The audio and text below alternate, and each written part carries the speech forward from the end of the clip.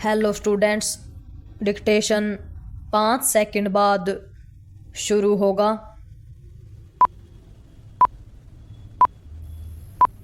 Start.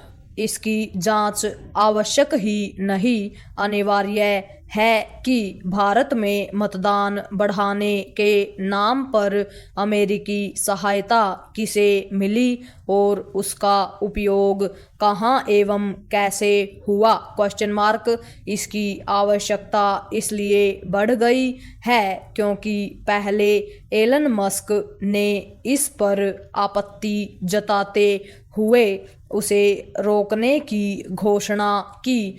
फिर अमेरिकी राष्ट्रपति डोनाल्ड ट्रंप ने उसे भारत में सत्ता परिवर्तन के उद्देश्य से इस्तेमाल किए जाने का संदेह जताया और फिर यह भी कह दिया कि वह एक तरह की दलाली थी।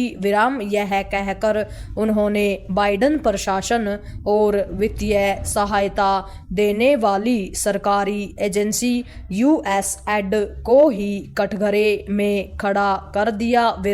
एलन मस्क पहले ही इस एजेंसी को आपराधिक संगठन कह चुके हैं। हालांकि ट्रंप ने यह तो कहा कि मतदान बढ़ाने के नाम पर दी गई अमेरिकी सहायता के बारे में भारत को बताना होगा, लेकिन पता नहीं कि वह ऐसा करते हैं या नहीं। यह संदेह इसलिए क्योंकि कुछ भी कहकर सनसनी मचाना उनकी आदत है। इसे देखते हुए विदेश मंत्रालय को यह सुनिश्चित करना चाहिए कि इस मामले की जांच इस तरह हो कि दूध का दूध और पानी का पानी हो। ऐसा इसलिए भी होना चाहिए क्योंकि USAID से मिली सहायता को लेकर परस्पर विरोधी दावे किए जा रहे हैं। किसी की ओर से यह कहा जा रहा है कि $21 मिलियन की अमेरिकी सहायता प्रस्तावित थी। किसी का निष्कर्ष है कि वह आ गई थी। कोई यह कह रहा है कि उक्त वित्तीय सहायता भारत नहीं बांग्लादेश को दी गई और कोई यह कि पैसा किसी अन्य अमेरिकी जांच एजेंसी के जरिए भारत ही आया।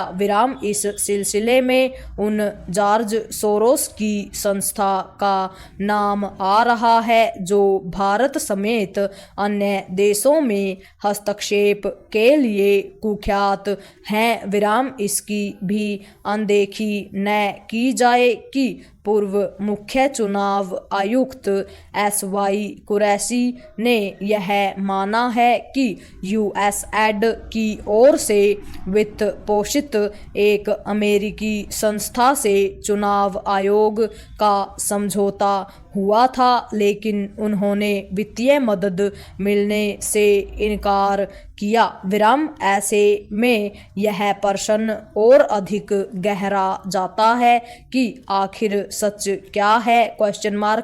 आशा की जानी चाहिए कि विदेश मंत्रालय की ओर से इस मामले की गहन जांच की जाएगी।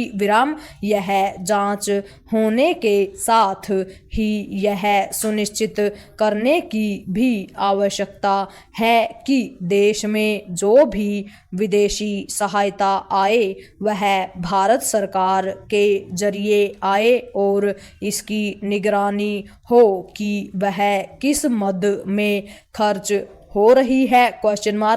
निसंदेह यह समझ आता है कि USAID जैसी एजेंसियां निर्धनता निवारण महिला सशक्तिकरण, स्वास्थ्य सुविधाओं में बेहतरी आदि के लिए सरकारी एजेंसियों को सहायता दें, लेकिन इसका कोई औचित्य नहीं कि वे गैर सरकारी संगठनों को पैसा बांटे, क्योंकि ऐसे अनेक संगठन अपने संदिग्ध इरादों के लिए जाने जाते हैं। पूर्ण विराम।